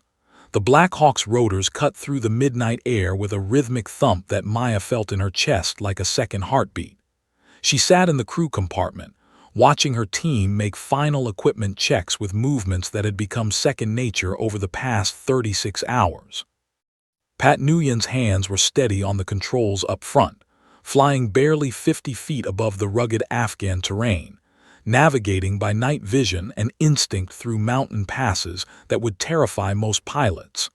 But Pat's expression remained calm, almost serene, as if she were taking a leisurely flight rather than threading a helicopter through hostile territory in complete darkness. Maya's tactical radio crackled softly. 5 minutes to drop zone, Pat's voice came through, professional and unhurried. Weather's holding, no radar contacts, looking good for insertion. Copy, Maya responded, then switched to the team frequency. 5 minutes, final checks. Around her, the team moved through their pre-rehearsed routines. Deshawn adjusted his medical kit one last time, his fingers touching each critical item: tourniquets, hemostatic gauze, chest seals, airway management tools. Volkov checked her communications equipment and jamming device, her face illuminated by the soft glow of diagnostic screens. Marcus sat with his rifle across his lap, breathing slowly and deliberately, the meditation technique Maya had taught him to manage pre-combat anxiety. Ochoa examined his breach charges with the careful attention of an artist inspecting his tools, ensuring every connection was perfect, every timer set correctly. The helicopter banked slightly, following the terrain contours, and through the open door Maya could see the mountains silhouetted against the star-filled sky. Somewhere ahead in that darkness was the compound where Cypher waited, possibly injured, almost certainly terrified, hoping that someone was coming for him. She thought about the 18 months he'd spent in deep cover, the daily risk of exposure, the intelligence he'd provided that had saved countless lives. They couldn't let him die alone in some Taliban cell. 3 minutes, Pat announced, beginning descent to drop zone. Maya felt the helicopter's attitude shift as Pat brought them lower, skimming even closer to the ground. The pilot was good, better than good. She flew like the helicopter was an extension of her body, making micro-adjustments that kept them invisible to radar and below visual detection range. "Listen up," Maya said over the team frequency, her voice carrying the calm authority they'd come to trust. "Everything we've trained for comes down to the next hour. We stick to the plan, we trust each other, we bring Cypher home. No heroes, no improvisation unless absolutely necessary. We're professionals executing a professional operation." She paused, making eye contact with each team member in the dim red lighting of the crew compartment. "But if things go sideways," Maya continued, "remember what we promised each other. Nobody gets left behind. We all come home together or we don't come home at all." "Hua," Deshawn said quietly, and the others echoed him, the traditional army affirmation carrying more weight than usual. 1 minute, Pat's voice cut through. "Drop zone coming up. Winds are calm, visibility is minimal, looking perfect for insertion." The helicopter flared slightly, bleeding off speed as Pat brought them into a hover. Maya could see the ground below through the open door, rocky terrain dotted with scrub brush, exactly as the satellite imagery had shown. No signs of enemy activity, no lights, no movement, just darkness and silence. 30 seconds, Pat announced. Maya stood, and the team rose with her in perfect synchronization. They'd practiced this insertion sequence dozens of times until they could execute it blindfolded. The helicopter settled into a low hover, just 8 feet above the ground, close enough to fast rope down in seconds, high enough to avoid dust signature that might give away their position. "Green light," Pat said. "Go, go, go." Maya went first, fast roping down into the darkness with practiced efficiency. Her boots hit the ground and she immediately moved to establish a security perimeter, weapon up, scanning for threats. Deshawn came down right behind her, followed by Marcus, Volkov, and finally Ochoa. The entire insertion took less than 15 seconds. The helicopter lifted immediately, Pat taking it back up and away to orbit at a safe distance until called for extraction. The sound of rotors faded quickly, leaving the team in near-total silence broken only by the soft whisper of wind across the rocks. Maya activated her night vision, and the world transformed into shades of green. She could see her team spread in a defensive perimeter, exactly as trained. 5 sets of eyes scanning different sectors, 5 weapons ready, 5 soldiers moving with the coordinated precision of a unit that had trained together for years rather than hours. "Comms check," Maya whispered into her radio. "2 clear," Deshawn responded. 3 clear, Marcus said, his voice steadier than Maya had expected. 4 clear, Volkov confirmed. 5 clear, Ochoa finished. "Pat, you copy?" Maya asked. "Lima Charlie, ground team," Pat responded, her voice clear despite the distance. "I'm orbiting at Angels 3, ready for extraction on your call. Good hunting." Maya checked her GPS, confirming their position. The compound was 1.2 kilometers northeast, exactly where it should be. She signaled the team to move, and they fell into patrol formation automatically. Maya on point, Marcus providing rear security, the others spaced at intervals that maintained mutual support while minimizing vulnerability to area weapons. They moved through the darkness like shadows, using the terrain for concealment, avoiding skylining themselves on ridges, stopping frequently to listen and observe. The 36 hours of intensive training had transformed them from individuals into something cohesive and deadly. Every hand signal was instantly understood.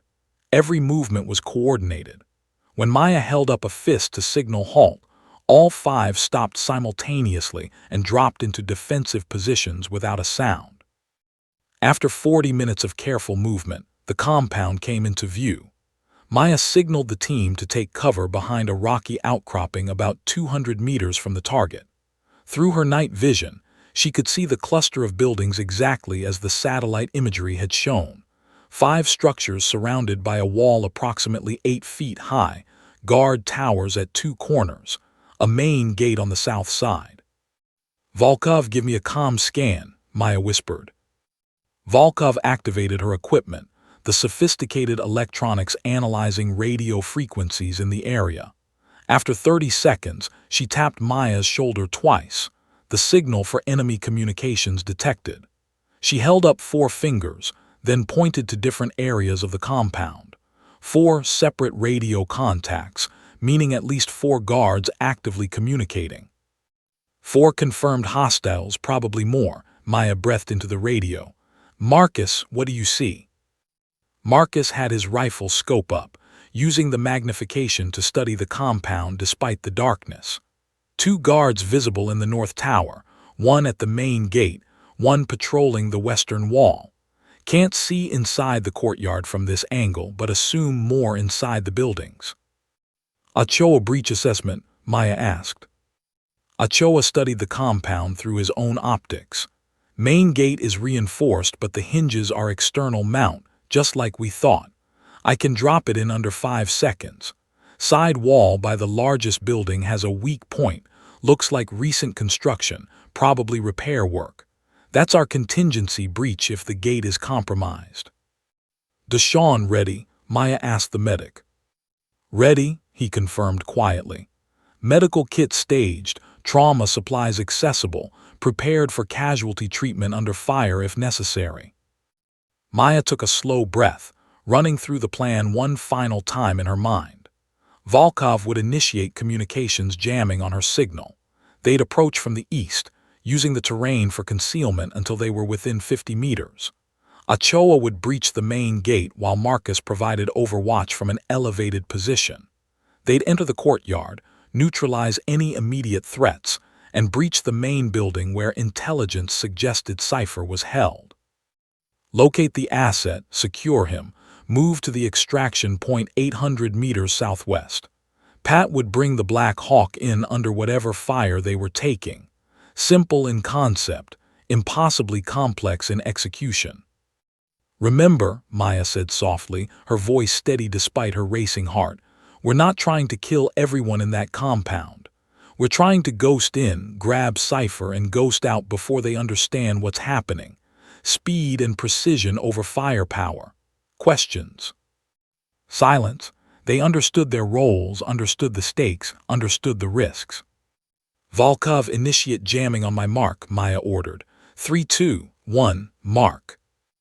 Volkov activated the jamming equipment, and somewhere in that compound, radios suddenly filled with static, and Taliban guards realized their communications had just gone dead. The team had maybe 30 seconds before confusion turned to alarm, and alarm turned to heightened security. Move, Maya commanded, and they flowed forward like water, using every shadow and depression for concealment. They covered the distance to the compound in 90 seconds, their approach silent and invisible. Marcus peeled off to establish overwatch position on a small rise that gave him clear sight lines to the courtyard. Ochoa moved to the gate, his hands already pulling out the shaped charges that would take down the barrier. Maya checked her watch. 23 seconds since jamming initiated. The guards in the tower were gesturing, clearly trying to understand why their radios had stopped working. The patrol on the western wall had paused, looking confused. Breach in 5, Maya whispered. 4, 3, 2, 1. Ochoa's charges detonated with sharp cracks that split the night. The gate's hinges blew apart in showers of sparks, and the heavy barrier sagged inward. Maya was moving before the sound faded, flowing through the breach with Deshawn and Volkov right behind her. The courtyard erupted in chaos, guards shouting, weapons being raised, lights beginning to flicker on in the buildings. Marcus's rifle spoke once from Overwatch, a single suppressed shot, and the guard in the north tower dropped. Another shot, and the second tower guard fell. The guard at the gate was raising his weapon when Volkov put 2 rounds center mass, her training overriding hesitation. Main building now, Maya ordered, already moving toward the largest structure where intelligence said Cypher would be held. Ochoa hit the door with a breaching charge and it blew inward. They flowed inside in perfect stack formation, clearing each room with brutal efficiency. 2 hostiles in the entrance hall went down before they could fire. A third appeared from a side room, and Deshawn dropped him with a controlled pair of shots. Basement access, Volkov called out, spotting a heavy door reinforced with metal bars. I've got it, Ochoa said, already moving forward with another charge. 30 seconds.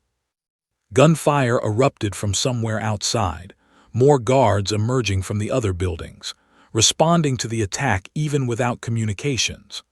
Marcus's rifle continued its methodical work from Overwatch, each shot precisely placed, buying them time with every trigger pull. Ochoa's charge blew the basement door and Maya descended the stairs into darkness, her weapon light cutting through the gloom. The basement was small, dank, smelling of human waste and blood. And there, chained to a wall in the corner, was a man who could only be Cypher. He looked up as their lights found him, his face battered and swollen, one eye completely closed from beating, his lips split and bleeding. But his other eye focused on Maya's Nightshade badge, and something like hope flickered across his ruined features. Cypher, Maya asked, already moving to him.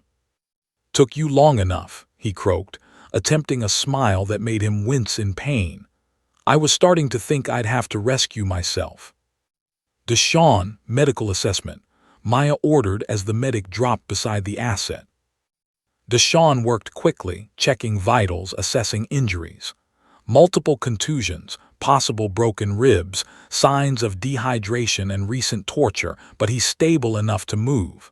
We need to get him out of here now. Ochoa produced bolt cutters and made quick work of the chains. Cypher sagged as he was freed, and Deshawn caught him, supporting his weight. "Can you walk?" Maya asked. "Can I crawl toward freedom?" "Absolutely," Cypher gasped. "Walking might be optimistic, but I'll make it work." The gunfire outside was intensifying. Maya's radio crackled, Marcus's voice, urgent but controlled. Multiple hostiles converging from the east buildings. "I count at least 8, maybe more. You need to move now." "Copy, extraction in progress," Maya responded. She switched frequencies. "Pat, we have the package. Coming to extraction point hot. Be ready for immediate dust-off." "Roger that," Pat's voice came back instantly. "I'm already inbound. Extraction point in 3 minutes." They helped Cypher up the stairs, Deshawn supporting most of his weight. The CIA operative's breathing was labored but determined. Whatever these people had done to him over the past days hadn't broken his will. They emerged into the courtyard and immediately took fire from the eastern buildings. Rounds cracked past, impacting the walls around them. Volkov returned fire, her weapon chattering in controlled bursts. Ochoa laid down covering fire while they moved toward the breach point. "Marcus, we're coming out," Maya called into the radio. "I see you," Marcus responded. "Shifting fire to your left, 3 hostiles in the second building window." His rifle cracked repeatedly, and the incoming fire from that position ceased abruptly. They made it through the breach and into the open ground beyond the compound. Behind them, the compound was fully alert, muzzle flashes lighting up multiple positions as Taliban fighters responded to the assault. But the team was already moving, Deshawn and Ochoa supporting Cypher between them, Maya and Volkov providing covering fire, Marcus's overwatch shots continuing to suppress the pursuit. "Extraction point 200 meters, Maya called out. She could hear the Black Hawk now, the distinctive sound of rotors cutting through the night air. Pat was coming in fast, lower than was safe, putting herself at risk to reach them faster. Gunfire followed them, rounds cracking through the air, kicking up dirt around their feet. Maya felt something tug at her sleeve but didn't slow down. They had to reach that extraction point. They had to get everyone out. 100 meters, Volkov gasped, her legs pumping despite the weight of her equipment. The Black Hawk appeared like a vengeful angel, Pat bringing it into a combat landing at the extraction point with the kind of precision that defied belief. The door gunner opened up with the M240, suppressing fire raking back toward the compound. "Go, go, go," Maya shouted, and they sprinted the final distance. Deshawn and Ochoa lifted Cypher into the helicopter. Volkov dove in after them. Marcus came running from his overwatch position, his rifle still across his chest. Maya provided covering fire as he reached the helicopter and pulled himself aboard. "We're all in," Maya shouted into the radio, diving through the door herself. "Hold on," Pat's voice came back, and the Black Hawk leaped into the air, climbing sharply while banking away from the compound. Gunfire continued, rounds pinging off the helicopter's armored hull, but Pat was already accelerating, putting distance between them and the threat. Within seconds they were out of effective range, climbing into the safety of darkness and altitude. Maya collapsed against the bulkhead, her chest heaving, adrenaline making her hands shake. She looked around the crew compartment, counting heads. Deshawn was working on Cypher, establishing an IV line. Volkov sat with her eyes closed, catching her breath. Ochoa was reloading his weapon with methodical precision. Marcus stared at his rifle as if surprised to find it in his hands. Everyone was here. Everyone was alive. "Head count," Maya ordered, needing to hear it confirmed. "1 good," Deshawn called out. 2 good, Volkov responded. 3 good, Marcus said, his voice shaky but determined. 4 good, Ochoa confirmed. 5 good, Pat's voice came from the cockpit. And we've got our package. Mission complete, heading home. Maya felt something break inside her chest, tension releasing, fear draining away, replaced by overwhelming relief and fierce pride. They'd done it. Against impossible odds, with minimal training and maximum courage, they'd brought Cypher home. She looked at Cypher, who was looking back at her with his one good eye. Despite the pain he was obviously in, despite the trauma of captivity and torture, he managed a genuine smile. "Thank you," he whispered. "I knew someone would come. I just didn't know it would be you magnificent bastards." "We don't leave people behind," Maya said simply. The Black Hawk raced through the night toward Fob Sentinel, carrying 6 exhausted soldiers and 1 rescued CIA operative. Behind them, the compound receded into darkness, but ahead, lights were visible. Home, safety, mission accomplished. They'd started as strangers thrown together by circumstance. They'd become something more, a team forged in 36 hours of brutal training and 1 impossible mission. Not Nightshade, something better, something earned through choice, through trust, through the decision to stand together when everything said to walk away. As the helicopter's rotors beat steadily through the Afghan night, Maya allowed herself one moment of quiet satisfaction. Tomorrow would bring debriefings and reports and consequences, but tonight, everyone was coming home. Tonight, they were heroes. 3 weeks later, Staff Sergeant Maya Chen stood at attention in General Harrison's temporary office at Bagram Airfield, the morning sun streaming through the windows and casting long shadows across the polished floor. Her team stood beside her in a precise line: Deshawn, Volkov, Marcus, Ochoa, and Pat, all wearing their dress uniforms, medals gleaming on their chests. The cramped office was filled beyond capacity with personnel who'd found reasons to witness this particular ceremony. Word had spread quickly about what this unlikely team had accomplished. General Harrison stood before them, his weathered face betraying none of the satisfaction Maya suspected he felt.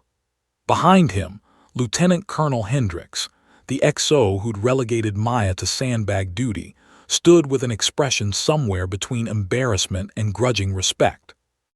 The investigation board's report sat on Harrison's desk, its conclusions clear and unequivocal. Staff Sergeant Chen's actions in Kabul had been not only justified but exemplary, demonstrating the kind of tactical decision-making that saved lives and accomplished missions under impossible circumstances. "At ease," Harrison commanded, and they relaxed fractionally, though the formality of the moment kept everyone's posture rigid.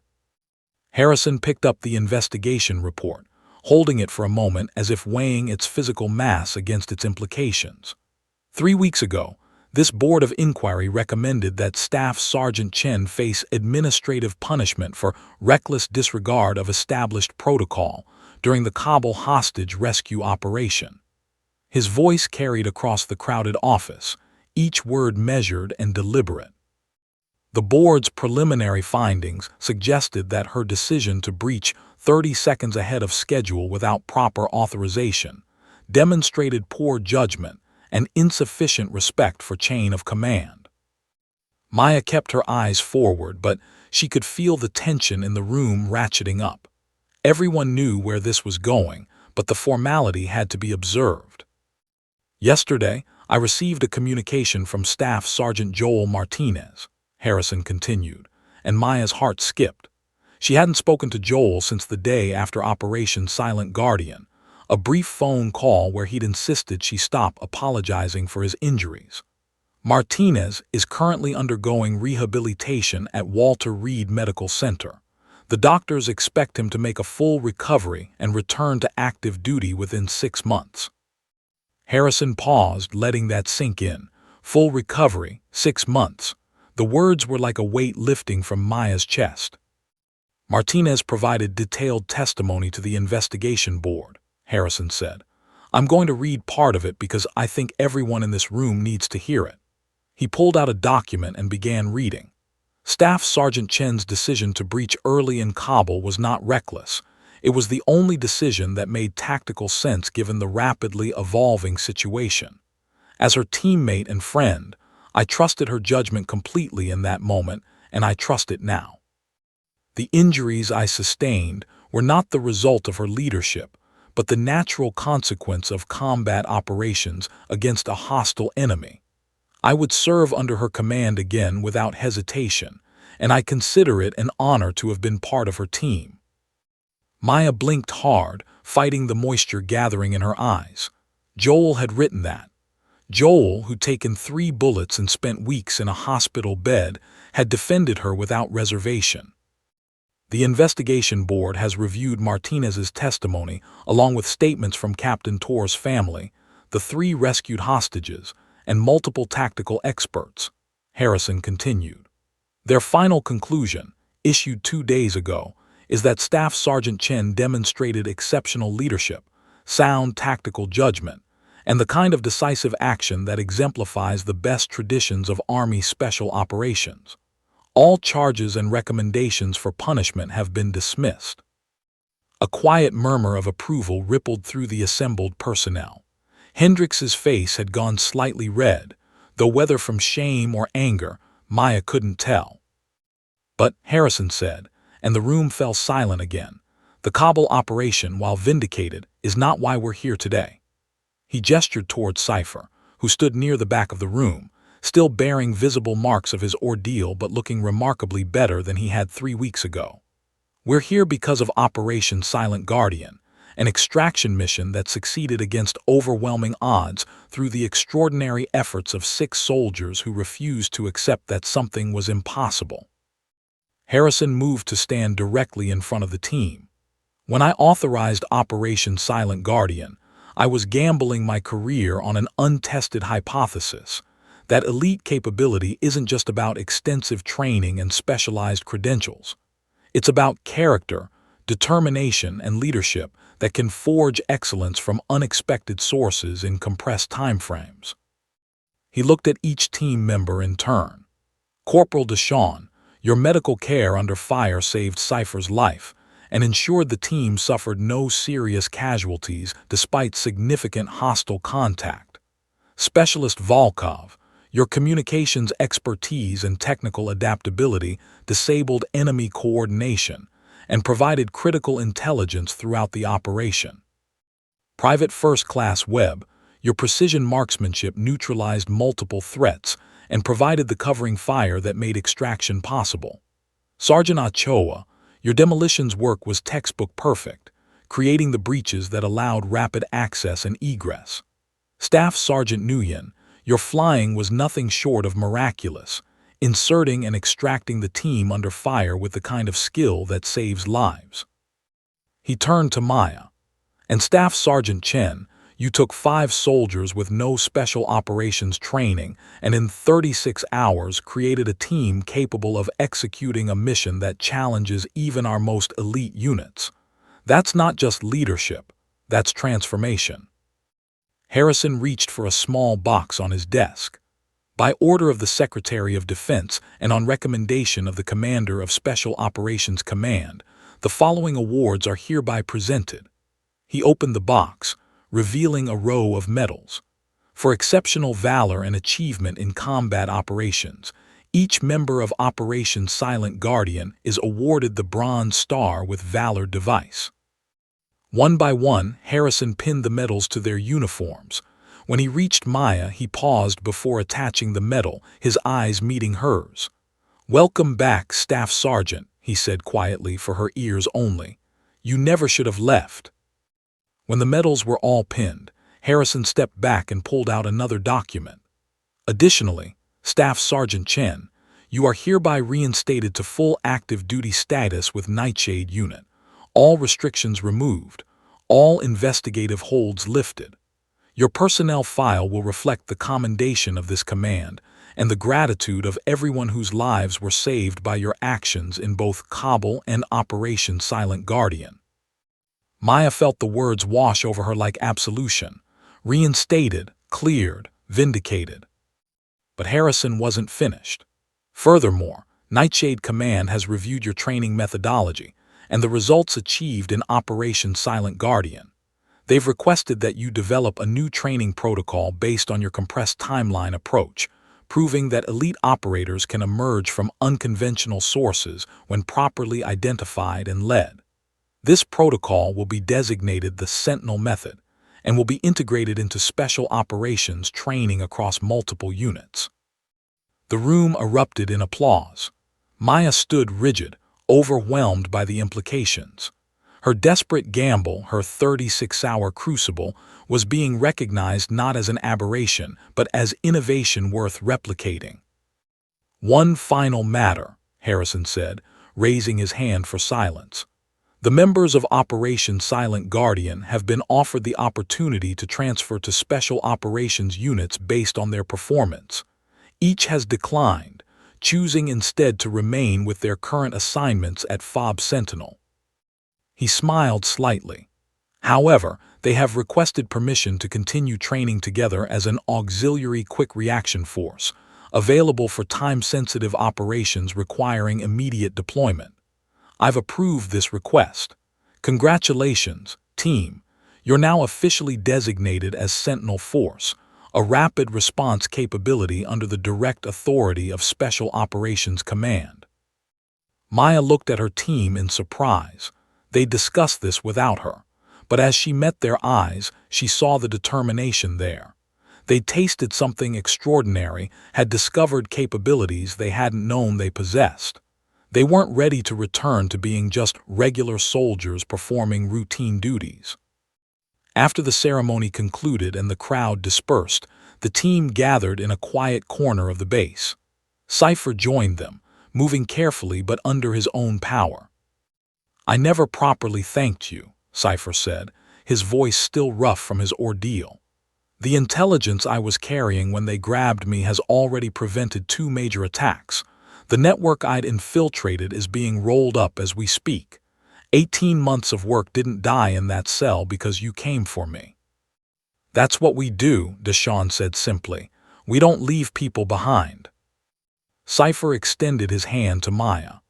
"I heard about Kabul, about the investigation, about what you were going through when Harrison asked you to lead this mission. You could have said no. You could have protected yourself and let someone else take the risk. But you didn't." Maya shook his hand firmly. "A very wise woman once told me that the best operators trust their instincts, make the call, and live with the consequences.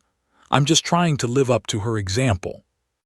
Later that afternoon, Maya found herself walking past the eastern wall where she'd been filling sandbags just 4 weeks earlier. The fortification stood strong, precisely stacked, a testament to the work she'd done during those dark days of investigation and doubt. She touched the Nightshade badge on her vest, feeling its weight differently now. The badge meant something more than it had before. It wasn't just a symbol of elite status or specialized training. It was a reminder that excellence came in many forms, that leadership meant recognizing potential in unexpected places, that the most important missions were often accomplished by people who'd been told they weren't qualified for them. A convoy of new arrivals rolled through the main gate, fresh-faced soldiers on their first deployment, uncertain and nervous, carrying that mixture of excitement and fear that characterized everyone's introduction to combat zones. Maya watched them disembark, seeing in their faces the same raw potential she'd recognized in her team. Marcus approached, his rifle slung over his shoulder with the casual confidence of someone who'd proven themselves under fire.